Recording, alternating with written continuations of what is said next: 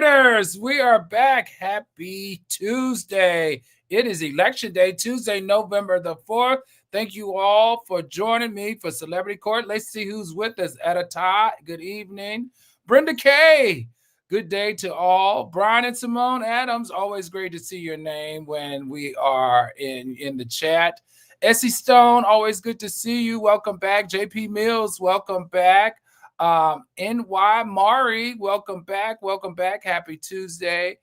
Dominique Starr, hey, what's going on? Scoop J, welcome back. Welcome back. We need more airtime. I agree.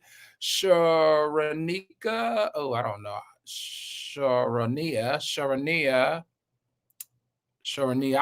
I don't know. You have to help me with that. Beautiful. Hello, where are they? We're right here. Let's see. Althea Lewis, welcome back. Welcome back. Sandra McGee, always good to see your name. Christine R, all right. You're late, Alfred. No, it's Jason's fault, I promise. Rizlan 11, welcome back. Welcome back. Good Tar Diva RBA, welcome back.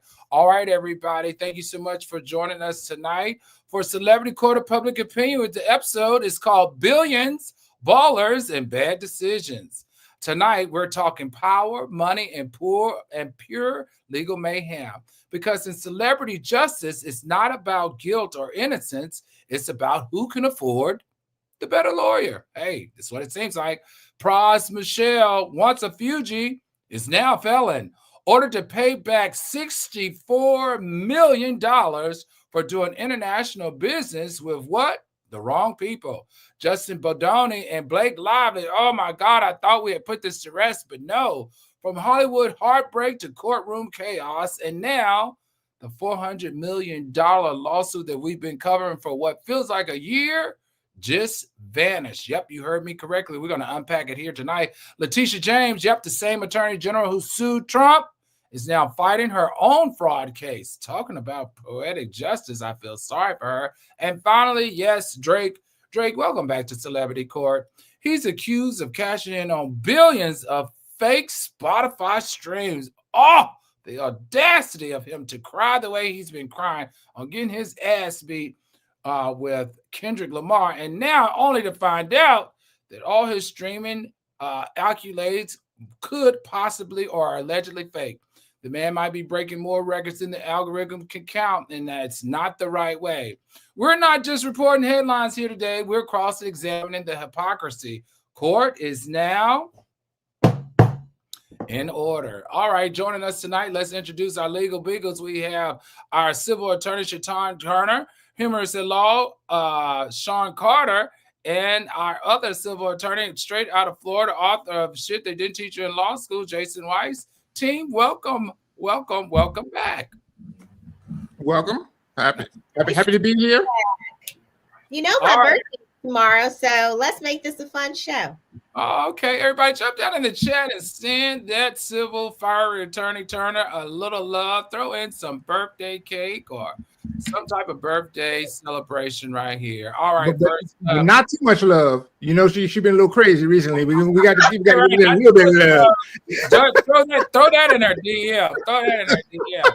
All right, first up, Pras Michel from Fugees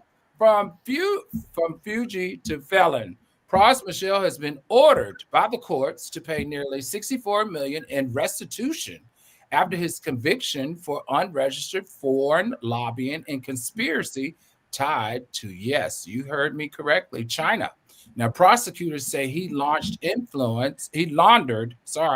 prosecutors are saying he laundered his influence and tried to manipulate U.S. politics. Who knew a rapper could do all that? All right, let's go to our resident music aficionado, Attorney Turner. Now, I need help with this.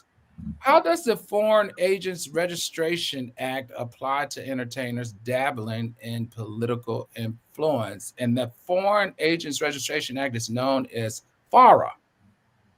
So here's what everybody needs to know. They should not dabble in foreign influence. That is the beginning of all of the problems. So in this case, he's killing us softly with this alleged corruption where he is trying to influence elections, receiving a lot of money. And so I actually think, even though I was always a fan of the Fugees, I underestimated him and what he was about, because $64 million may exceed what he ever made as an international star. And Right. nobody knew that he had these diplomacy skills, that he was successful in securing these meetings with foreign officials, Right. and that he was, acting like a puppeteer for American elections. I mean, that is really what this is about, which I find fascinating. Little Pras Michel, right? Who would ever thought that? Attorney Carter, let me ask you this question. Can restitution that massive ever be recovered in reality? So this, I guess my bigger question is, did he actually get this sum at one time, or they decided that because of his crime, it cost this much mayhem, which could be worth this amount? No, so that's the money he got. And what happens is that he met this guy named Jolo, okay, like J-Lo, but with a smaller ass, all right? And Jolo was like, hey, here's all this money. Spread this around Washington and let them do our bidding. Give it to the politicians. And by the way, you can't see, he couldn't give it to him as a foreign national, but if you can get an American. So not only did Pras be giving money himself, but he had other people giving money. He had other people so that he can make sure they laundered this money so that it all looks like Americans. Because Americans can buy all the politicians they can, but foreigners can't. So what they did was, and they gave money, by the way, to Obama, all right, gave money to Clinton. And over all this time, the Chinese gave $100 million. Now, here's the funny part is, he only gave $36 million to the politicians. He pocketed $64 million of it himself. Stop it. Yes, and that's why he's lucky in jail, because if the Chinese find out, they're gonna want his ass. All right, he done took $64 million of himself. He was flying on private jets, and sure, his argument was, hey, I need to show I'm balling.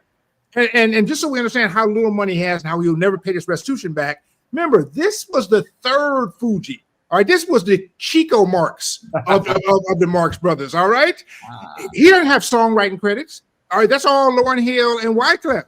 All right. So how was he able to pull this off? Money. How was he able to pull this off? He's able to pull it off because, by the way, the politicians want the money. And here's the funny thing is, if the people had given him the money were Americans, everything he did would have been completely legal. But because he was taking money from foreigners, they can't buy our politicians, but we could. So if he had taken that money from you and me and 100 other people, he'd have been just fine. And as a result, his crime is taking money from foreigners and shoveling it and buying our politicians. Now, you can do that, by the way, if you tell them, right? So that's what the Foreign Registrations Act is. You can say, hey, I'm a foreign lobbyist, and we're going to buy your stuff, all right? And then that's okay if everybody knows and we disclose it and people can run campaigns on it, et cetera. But if you try to do it on the down low like he did, you're in trouble, and you're going to get 64. And here's the funny thing is, he got to pay 64 million bucks back. But he's still got to do prison time, and he'll be sentenced later, I think early next year, and he's getting up to 20 years. Oh, wow. All he's right, going to be able to pay this back, though. Oh, no. Because everybody wants to know how he did it. There's going to be movies, the film rights, book. Like, nobody knew his name, to your point, Wyclef and Lauryn Hill. Right. Nobody knew him. He was the other guy. Right. And now he was manipulating the U.S. elections at the behest of the Chinese. He's not Chinese. How did this even happen? I got questions. I will read the book and watch the movie. But why would he write the book? Because all the money going to go to me, go back to the government. He ain't never getting any money. Yeah, but that he might think that's going to go ahead. Look, he might get more jail time, if he can't pay the restitution back. If he can do the restitution, then that's going to be one count off the jail time. So he has a better shot of serving less time. Yeah, no. What I don't understand is, what was it? 2 for me, 1 for the politician? That's basically what it was, right? Right. I just want to know, how did Pras go from ghetto superstar to federal superstar? 64 million? That's not restitution. That's like, I mean, you're never going to be able to get that. And why isn't he in Bora Bora? That's all I want to know, because then he'd be sitting pretty with his 64 million and he couldn't be extradited. Because the Chinese were going to find him and realize they stole his money. Think about it, he stole from everybody, right? Yeah. That's insane. So how about, so where is the person that gave him the $100 million? He's on the run. We actually covered him in a case recently involving Swiss Beats. Yep. He's the same guy who was That's giving the money to same Swiss guy. Beats. Yeah. So the guy who was giving, he was buying all of Hollywood, right? He was giving everybody in Hollywood money. He was just handing out like yeah, but he wasn't even buying the A-listers, the B-listers, or the C-listers. I think he was on like the Q-listers. Well, hell, I'm somewhere in that list. He got to call me. Me too. Me too. I'm the W-lister. Come get me. Well, speaking of drama that didn't end well, Hollywood just canceled a $400 million plot twist between Justin Baldoni and Blake Lively faster than a Netflix reboot. Yep, you heard me correctly, everybody. You know that case that we've been covering for what feels like years, Justin Baldoni and Blake Lively? Well, guess what? The $400 million case has just vanished. Justin Baldoni's $400 million defamation countersuit against Blake Lively and Ryan Reynolds and the New York Times has officially been dismissed after he failed to amend the complaint. This follows Blake's earlier harassment allegation. So I want to go to the legal panel. Let's go to you, Attorney Jason Turner. How hard? This is the question I want to know. How hard? Jason Turner. Huh? I'll be Jason Turner. You know, What did I say? I call him Jason Turner. Yes, you did. Jason Turner. Jesus Christ. Jason Rice, my bad. How hard is it for public figures to win defamation suits under the actual malice standard? And tell us exactly why he was trying to use, quote, the actual malice standard. So, I mean, it is for public figures. The actual malice, meaning the statements were made with knowledge of their falsity or a reckless disregard for the truth. So you knew, or you should have known, and you went ahead and do it anyway. Now, it's very difficult to prove. You would have to know, and you would have to prove, like, let's say it was, you posted something on Instagram and then you said the exact opposite. So it's very hard to prove. Right. And look, just for the record here, what happened was the court dismissed his complaint. But what happens is that you are given a certain amount of time, and the court usually sets it, it's usually 20 days, to amend the pleading. So it's basically like everything is put on hold. You've got 20 days to clean it up, to fix the deficiencies, and then move forward. He and his attorneys made the decision not to do that, whatever the reason is. So it's not like the court said, I'm ruling against you. It's basically the court said, look, I'm giving you another bite at the apple. Take it. He decided not to take it. And I don't know the laws in New York, and I don't know the laws where this was brought. But, sometimes if you amend and you lose, you could be on the hook for attorney's fees. Sometimes if you don't amend, the attorney's fees goes away. So each is different, but it's not like the court looked at it and said, you're wrong, go home. It's just the court said, you're wrong on the first one. I'm going to give you a second shot to fix it. He chose not to fix it, and the case is over. Okay, so let me go to you, Attorney Sean Carter, because this is kind of now I'm kind of feeling a little some type of way. Was this ever really a real case, or was this what it's feeling like to me, which is a legal publicity stunt to save face? Oh, no, absolutely. I think it's the latter, Your Honor. You're absolutely right. Remember, what happened first is Blake Lively says he was all up on me, saying nasty stuff, right? Kissing me real tongue in the love scenes and all that, and he's nasty, right? And then Baldini comes out and says, I'm going to file this $400 million, right, defamation suit. Now, by the way, I never heard of Baldini until this happened, right? So he ain't worth $400 million, right? But he was trying to change the narrative. Say, look, I'm so upset about this, I'm going to file a lawsuit, as Attorney Weiss explains. When he files a lawsuit, the court says, even if everything you say here is true, this still is not a case. Try again, right? That's basically when you get an incomplete and teacher says, go ahead and I'll give you the weekend to fix this up, right? And his lawyers decided for whatever reason that they weren't even going to spend the weekend, I'm guessing because they still didn't have anything, because he didn't really have anything on her. If she is wrong and she misperceived his advances and he was just trying to be friendly, that's one thing. But for him to make his case for defamation, he has to say that this woman intentionally knew that I didn't do nothing wrong and decided that she was going to try to ruin my life. And that doesn't make any sense. You'd have to have some real good emails to prove that, right? You'd have to have an email that says, I'm trying to ruin his life. Right. And so he didn't really have a case, but it accomplished his goal. Because think about it. What we've talked about. He definitely accomplished his goal. He definitely accomplished his goal. Look at the comments here. Half people in the comments hate it. No, I mean, I think he did even a great job of dividing Hollywood with this. Right. Because people were definitely coming for her, and I was probably one of those people that was against her because I always thought like her attitude was a little bit snotty. Right, and exactly. This is crazy. Now, let me ask you, Attorney Turner, does that mean that she can now go after him for defamation? Because she definitely took a hit in Hollywood over this. Well, you did come for her. We have the receipts from prior shows. Yeah, so not I may have been one. Own your truth. You were one.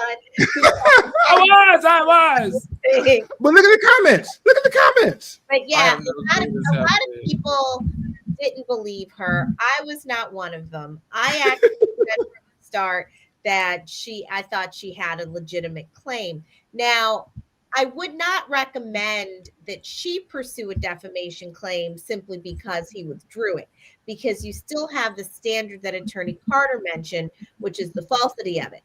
His counterclaim that he dismissed was a function of legal strategy. His strategy changed, but I don't know that is the equivalent of converting him into a liar. He did say some things in the press, though.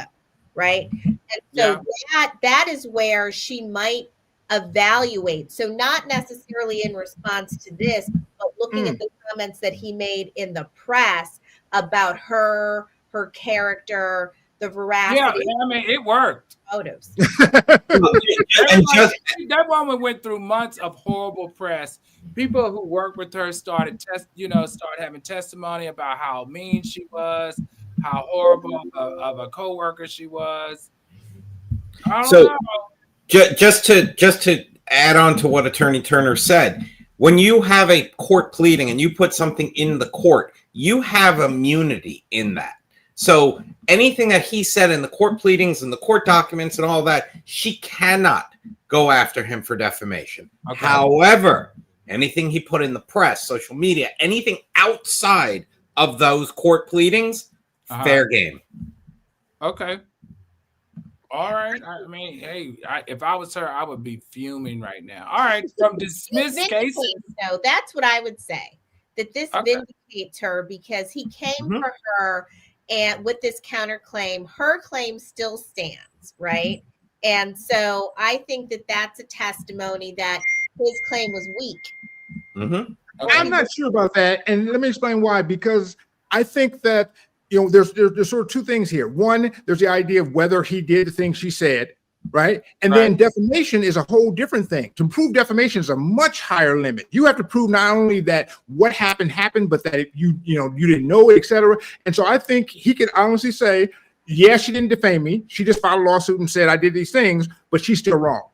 And I think she could still be wrong, right? And he doesn't have to his defamation case was just ridiculous and a PR stunt. But the real case, the facts will come out. All right, from dismissed cases to political disgrace, the law just came knocking on Leticia James's door, and this time she's the one being cross-examined. This makes me sad. Leticia James, from prosecutor to defendant.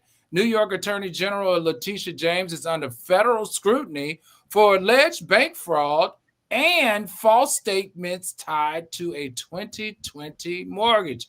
Now, prosecutors claim she lied about living in a property she rented to her niece. Now, the interesting part is a judge just handed the Department of Justice a procedural win. All right, Attorney Carter, I need for you to unpack this for me because I really need to know what's going on in this case.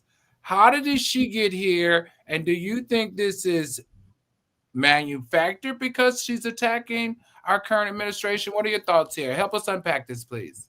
Oh, well, let's be clear. All right. This is a woman who made Trump a felon. All right. Those were the 34 felony counts. He is pissed at her. He was so mad. He directed the people in that district of Virginia to go after her. And all they could do was go through her papers. And here's what they found out. 2020, she bought a house in Norfolk, Virginia. She got a $109,000 mortgage. And on that house, she said, look, this is my second home.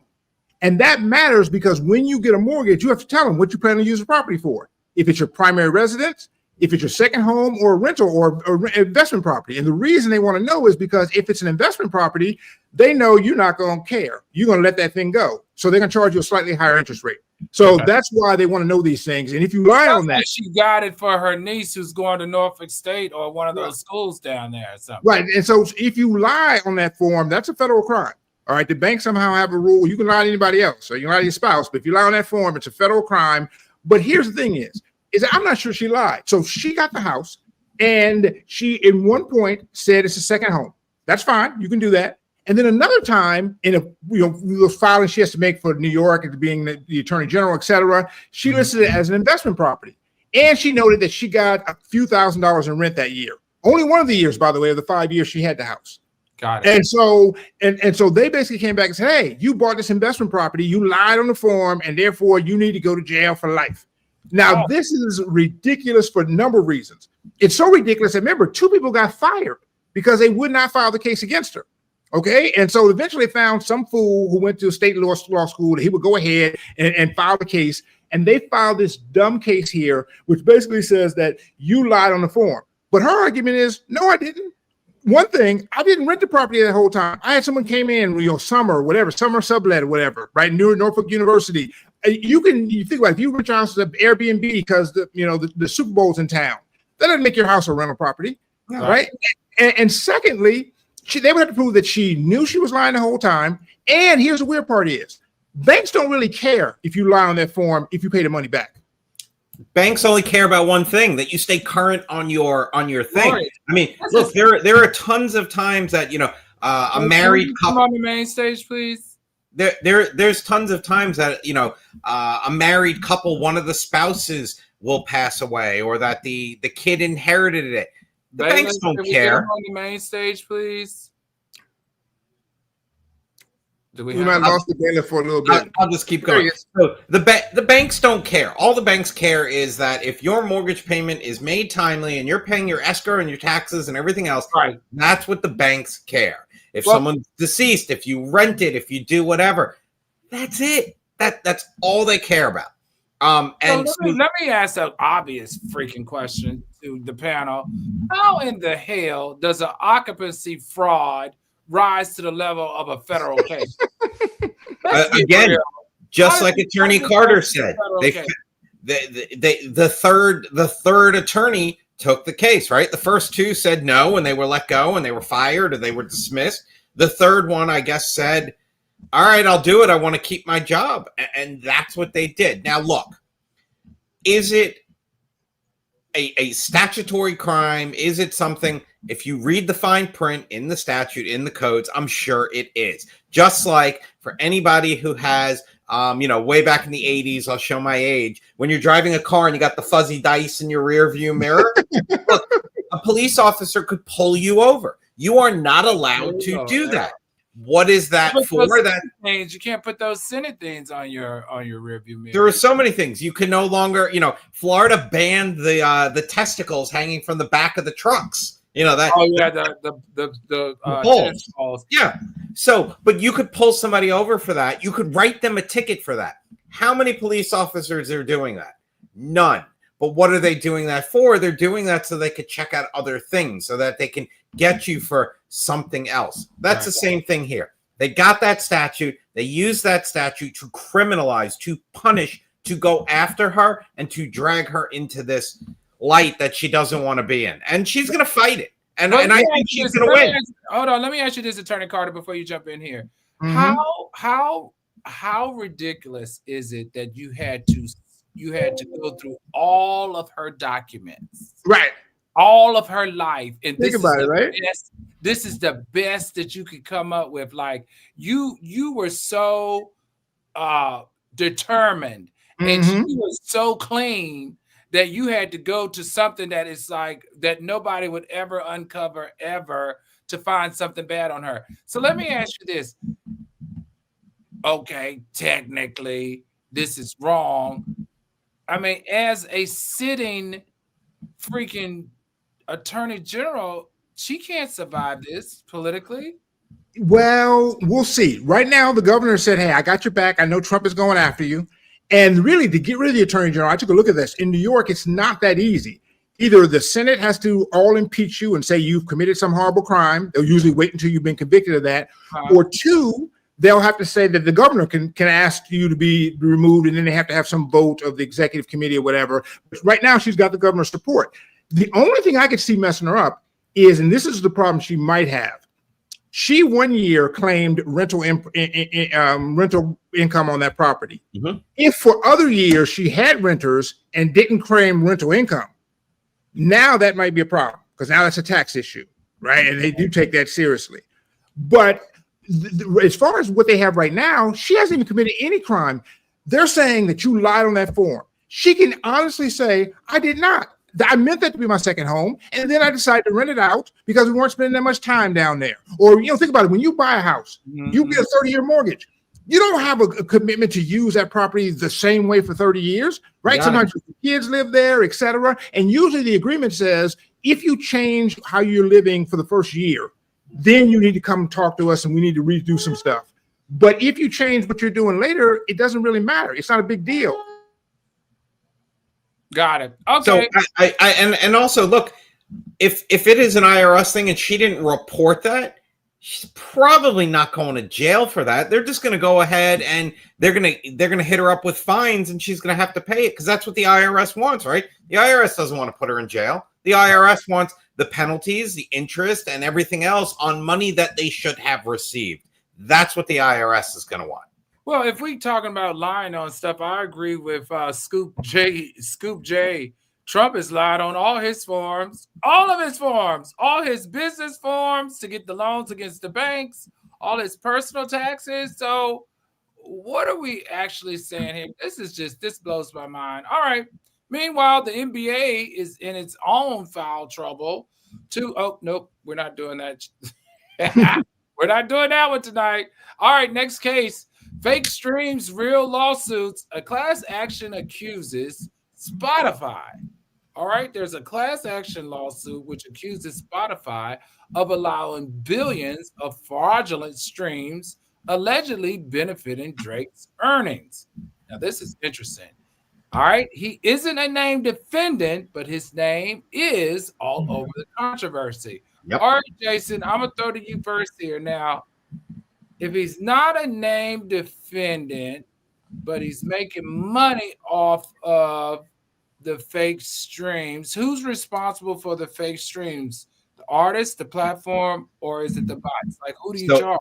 So it's the platform. What they're saying is that Spotify should have known that all of these bots were being used because what happens is based on the streaming service, they take the full amount of revenue and then they divide it up pro rata. So it's not like Drake, yes, he absolutely benefited from this. And unless they can show that he was the one pushing the bots and he was the one doing all of this, he's the one that breached the terms and conditions, yes, they could say, we overpaid you and we need our money back. That's very possible. But at the same time, he would not be in trouble. He would not do anything again, unless he was the bots. So the other artists are now saying, well, out of all this, you guys figured out that he got 64% of the plays. Right. Where in reality, he only got 20% of the plays. So you paid him 3 times as much as he should have gotten. And guess what? All of us got ripped off by 33% or 66%. We want our money. So it's basically Spotify allowed a bot to go in there, allowed the numbers to be up. Drake didn't know. How would he know? And they're saying that we, as the artist, got screwed out of money that is ours. And Spotify, you should have done a better job to keep it safe. And you should have done better reporting. And we want our money. And we don't care how you get it, from Drake or just pay us. Okay, Attorney Carter. So if I hear him correctly, there's a group of listeners or subscribers from Spotify have come together and have created a class action lawsuit to sue Spotify. That's not right? The artist. So the individual artist, your cousin, who everybody got a cousin who was a rapper, right? A class action? It is, but it's on behalf of the artists, not the subscribers. Subscribers don't care, right? Remember, there's a pot of gold. At the end of the day, that 100% pot of gold gets divided up on the amount of plays. If Drake is getting 64% of the plays, he gets 64% of the pot. So who's doing the suing? All the artists that did not get the proper royalty payout because Spotify allowed the bots on the platform. So artists that we might listen to are a part of that class action suit? It could be. It could be Pars or whatever his name is from the third. It could be him, right? Because they only said that he got 1% of the plays, but because the numbers were inflated for Drake, he really got 7%. So he's entitled to 7%, and Drake shouldn't get 64%. It's an accounting thing. And they are suing Spotify. You got it. It's a complicated math thing because my boo, right, who should take those coins and get me a nice birthday present, as Attorney Weiss indicated, he didn't do anything wrong, but he has the money, allegedly, right? So the other artists are like, Spotify, you owe us. My boo has the money. There's no allegation that he was in colluding or in cahoots with Spotify to jigger this in a way that resulted in him getting it. And so now it's going to be kind of a gentleman thing. Like, are you going to give it back? You know, Drake should call me because he needs a good lawyer to counsel him about how when you do nothing wrong, you don't have to pay restitution like we were talking about in the case before. However, to Attorney Weiss's point, I think I'm going to read his mind. There's likely a contract that describes what you do and in good faith. And if there are mistakes, then you make them whole. And since he's not retiring from the music industry, despite all the whining he was doing with the Kendrick Lamar thing, he wants to remain in good with Spotify because streaming is the way of the future. And it's the current way that artists get paid. And so unless he creates his own streaming service, he doesn't want to alienate Spotify. Right. But let's be clear about this. You know, we talk about Drake. Drake is just named because for some reason he's the number one Spotify artist. But that's not the only allegation. The allegation they're doing this for Kendrick, for everyone. Basically, they're saying that the big record companies are using these streaming farms to go into what's it called? These streaming farms. Well, basically, they're just constantly using phones to call and to download the stuff and to listen to commercials and do all the stuff so that they can increase all their artist things. So Drake isn't the only one. There's tons of those, and there's little artists out there like no. People would actually listen to our stuff, but these exactly. It's like the old pay to play. I mean, that's basically what it is. Yeah, and so here's the weird part, though, to me, though, is there was a study done, and this happens on every platform, including the platform we're on now. All right, there's somebody out there now who is using a bot to try to watch some Pootie Pie, whatever, right? And so but the argument is it's about 1% to 2%, 1% to 3% of all the streams are fake. All the rest of them are actually legitimate because a lot of us I spend a lot of time on the damn internet. All right, and so it's not a big percentage, and this is one of those cases where if you're an indie artist, you're going to get, and I've seen this 1,000 times. About 2 years from now, you're going to get something in the mail that says, hey, you were in a lawsuit and now you've won. And you know what? You're going to get $3.45 exactly from Pras. And the lawyers are going to take $200 million. All right, because they're going to get everybody's money, right? Some everybody's money. But the rest of us will get, if you got a album on Spotify now, you get about $4 for this. So it's one of these things that's a real grab for the lawyers and doesn't really do much for anybody else. I have a confession to make, though, because the algoriters may be wondering whether I was in charge of making sure that Drake got more money. I promise you, I do not work at Spotify. I have nothing to do with him getting that money. But like I said, he should call me because, we could figure out lots of things we could do. Now, what are you going to do with Drake, Shaitan? I do a lot with the money. Drake is the conduit for me to get the money. I probably shouldn't say this, but you about 30 years too old for Drake. Oh my God, we're gonna mess up attorney. What is getting messy tonight, man? And that don't mean you old because you're only about 35. I'm just simply saying you too old for Drake. Because you're talking about what Kendrick said about Drake. Yeah, you're right. I am over 18 for sure. So Shaitan 6'7". All right, everybody, let's go to the algorithms. Algorithms is that time where we take the court of public opinion to your opinion, the jury of the people. It's time to deliberate. Let's get ready to drop your verdicts in the chat. First up, Pras, Michel, is he guilty or not guilty of selling his soul for $64 million? Attorney Turner, what say you? Pras is guilty of getting caught. And like I said, I am interested in finding out how he had that access. All right, Attorney Carter. I agree with Attorney Turner so well. In fact, I'm going to say that Lauryn Hill is guilty. And I'll tell you why, because the prosecutors have learned from her and they late. You realize this man was convicted in April of 2023. He's at home now on home arrest with $64 million, and he did not have to show up for jail for 3 years after he got convicted. That means he started this in 2012. It's going to take 15 years for him to reach justice. I don't know about you, but by the way, if you're out there Chinese, odds. Thank you. If you're out there Chinese, call me. All right, I'm 58. I ain't gonna live another 15 years. Go ahead. You don't have to be China either, because y'all got a lot of money. If you Turks and Caicos, the Bahamas, call me. I'll do some foreign influence for you if I'm going to jail for 17 years. Attorney Weiss. Ooh la la la. Attorney Carter said it. Attorney Turner said it. Guilty. That's all I'm going to say. You know what? I'm going to say the only thing he's guilty of is being greedy. Guilty of being greedy. Like, why take more than what you gave out? That probably what made people tell on you. Right? I think if you spread the love, if he had kept, what's the saying? You're only supposed to hit the lick one time. No, right. Dude. If you got 100, you can't keep 64. You're making it hard for the rest of us, Pras. What's going on? All right, next up, Justin Baldoni.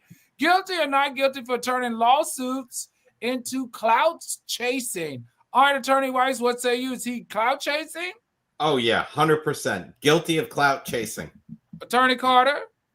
100% guilty. And it's worked for him. Good for him. He looks kind of handsome there. I ain't mad at you. Attorney Turner? He's guilty of clout chasing and attempting to trivialize what was a serious issue brought by Blake-Lively. Well, I'm going to stand. I'm going to put 10 back on 10. I'm going to find him not guilty. Oh, God. The only thing he's guilty of is using the media the wrong way. But it worked. I have to tell you. So, in public opinion, he looks like an idiot right now. But at the time, it worked. It worked. It did. He did exactly. Whoever helped him come up with this strategy, it worked. It made that woman look extremely bad. But in the court of law, we got to find him guilty. All right, next up, Leticia James. Is she guilty or not guilty of living above the law that she actually enforces? Attorney Turner, what say you? We lost her for a second. Right. I'll go here. And Attorney James is guilty, not of the crimes, but she's guilty of being able to afford 2 houses on a government salary. I'm in the private sector, and I just got one. It's falling down around me. So whatever you doing, girl, I ain't mad at you. Carter, first of all, it's $109,000. Okay. It was a tiny house. I'll grant you that. It was a tiny house. Attorney Weiss, what say you? Is she guilty or not guilty? She is guilty of being a victim. That's what I'm gonna say. All right, I'm Alan. I'm the judge here in Celebrity Court, and we're gonna find Leticia James not guilty. Only because we got to protect that sister. She did a good thing, and we can't be putting her behind the same bars that she tried to put Trump behind. It didn't work. That ain't adding up. Last but not least, guys, guilty or not guilty, Drake is guilty or not guilty of letting the bots run his empire. Attorney Carter, what say you? I'm gonna say, unfortunately, and I'm gonna regret this when Attorney Turner is here, but he's not guilty. Drake didn't do nothing wrong. I'm still not sure about the Kendrick things, but for this time, he's just out there getting his checks. Attorney, what you say about your boo? My boo is not. Oh, you know what? Put your eyelashes on tonight. Not guilty. Huh? All right, Attorney Weiss, what say you? He is not guilty. He didn't do anything. The only thing is, look, if he was overpaid, he's going to have to return the money, or go ahead and give them a credit for future monies, and then maybe he's guilty when he refuses to do so. But as of today, if he had nothing to do with the bots, not guilty. Let him keep it. I'm Alan. I'm your judge here, Celebrity Court of Public Opinion. And Drake, I'm going to find you not guilty of this crime, but I'm going to find you guilty of crying too much. This Kendrick Lamar stuff. Cut it out, son. You're making us light skin look bad. You're king of light skin. You holding it down for us. All this belly aching ain't making us look cool no more, brother. Cut it out. You're making us look real guilty. All right, everybody. Tonight we saw money, power, and reputation collide from the courthouse to the culture. Because in 2025, the new courtroom isn't just made of marble, it's also on digital platforms like this one. It's public and it never forgets. Pras lost $64 million, but some of these celebrities might lose something even bigger, like their credibility. All right, Baldoni, that's you. I'm Judge Al Reynolds, and this is Celebrity Court of Public Opinion, where the fame is real, but the justice, that's up to you. Thank you so much for watching tonight. And to court is now adjourned.